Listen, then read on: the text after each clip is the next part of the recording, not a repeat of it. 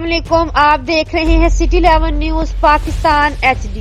खबर शामिल करते हैं सत्याना बंगला से। हमारे नुमाइंदा नादर खान की रिपोर्ट के मुताबिक सत्याना बंगला के नवाही गांव 74 पकीवा में पुरानी रंजिश खत्म। दोनों पार्टियां अल्लाह की रजा के लिए बगलगीर हो गई।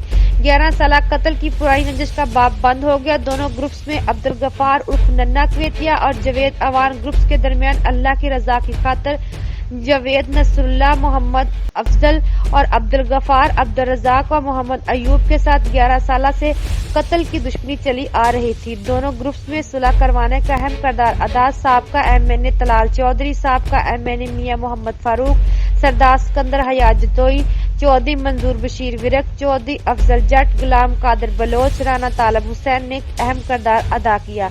इलाका भर से मोअज़्ज़िन की कसीर तादाद मौजूद थी और अहले इलाका में खुशी की लहर दौड़ गई और मुबारकबाद दी। इस हवाले से हमारे नुमाइंदे नादर खान हमें अपडेट कर रहे हैं। जी नादर खान, मजीद तफसीलात से आगाह कीजिएगा।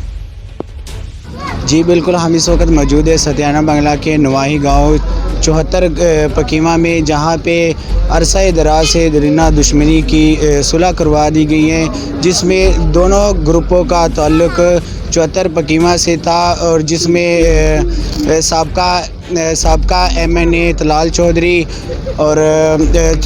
ने शिरकत की और इलाके के मुअज़्ज़िन ने शिरकत की, जिसमें दोनों ग्रुपों का नाम अब्दुल गफ़ार उर्फ नन्ना कुवैतिया और मोहम्मद जवेद अवान ग्रुप।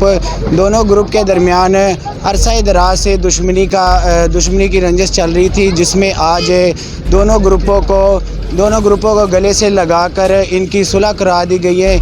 इसी तरह जैसे कि आप देख रहे हैं कि लोगों की कसीर तादाद यहाँ पे मौजूद है और दोनों ग्रुपों के दरमियान सुलह करवा दी गई है। इसी तरह कैमरामैन मोहम्मद जमील के साथ सिटी 11 न्यूज़ HD पाकिस्तान।